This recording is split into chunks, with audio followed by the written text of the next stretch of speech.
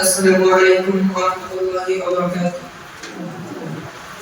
الحمد لله وكفى وسلام على عباده الذين اصطفى أما بعد. أعوذ بالله من الشيطان الرجيم. بسم الله الرحمن الرحيم. يا أيها الذين آمنوا لا تتخذوا اليهود والنصارى أولياء بعضهم أولياء بعض ومن يتولهم منكم فإنه منهم إن الله لا يهدي القوم الظالمين. صدق الله العظيم. وقال النبي صلى الله عليه وسلم في الحديث الشريف: الكفر ملة، أو كما قال عليه الصلاة والسلام. সর্বপ্রথম সমস্ত প্রশংসা জ্ঞাপন করি সেই মহান রব্বুল আলামিনের দরবারে, যিনি আমাদেরকে এমন একটি পাক পবিত্র মজলিসে বসার মতো তৌফিক দান করেছেন। সকলে একবার সেই মহান স্রষ্টার দরবারে শুকরিয়া শুরু করি আলহামদুলিল্লাহ।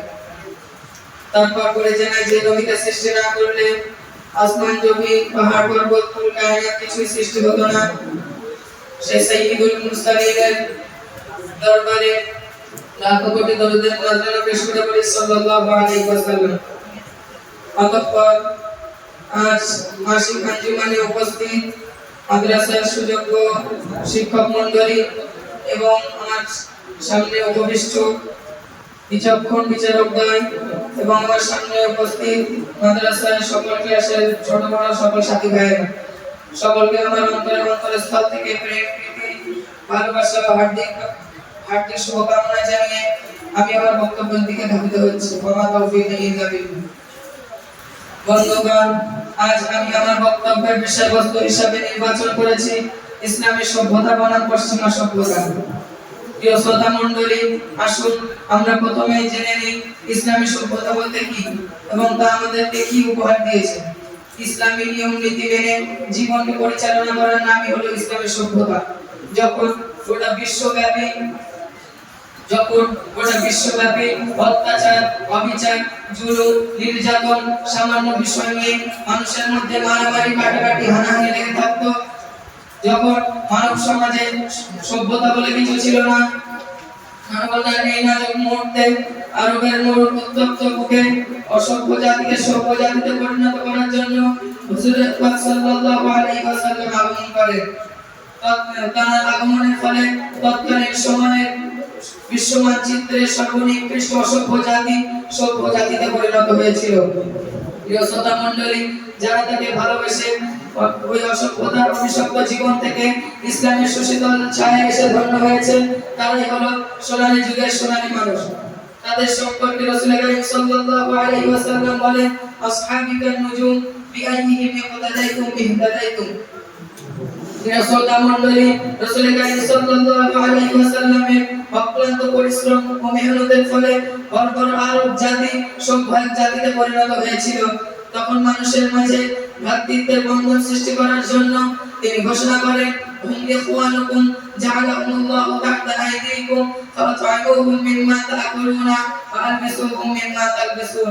অর্থাৎ আল্লাহ রাব্বুল আলামিন তোমাদের অধীনস্থ যাদেরকে বানিয়েছেন তারা হলো তোমাদের ভাই, সুতরাং তাদেরকে তোমরা খাওয়াও যেটা তোমরা খাও, তাদেরকে তোমরা পড়াও যেটা তোমরা পড়ো।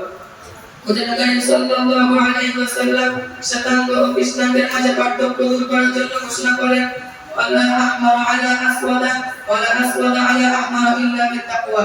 রাসূল করিম সাল্লাল্লাহু আলাইহি ওয়াসাল্লাম ধনী ও গরীবের মাঝে পার্থক্য দূর করার জন্য তিনি এক কাতারে নামাজ পড়ার শিক্ষা দিয়েছেন। প্রিয় শ্রোতা মণ্ডলী, ইসলামী সভ্যতা আমাদেরকে শিক্ষা দেয় যে সমাজে চুরি, ডাকাতি, ছিনতাই, লুণ্ঠন, ব্যভিচার, ধর্ষণ ইত্যাদি সম্পূর্ণভাবে নিষেধ। কিন্তু বড়ই পরিতাপের বিষয়, এই সমস্ত কার্যকলাপ আজ সমাজের বুকে প্রায়ই হয়ে চলেছে। যে ঘটনা শুনলে আমাদের কাশ শিউরে ওঠে, যে কাহিনী আমাদের বাকরুদ্ধ করে দেয়, আজ এই সমাজে এমন অনেক ঘটনা ঘটছে যে ঘটনা জাহিলি যুগের ইতিহাসকে হার মানিয়ে দেয়।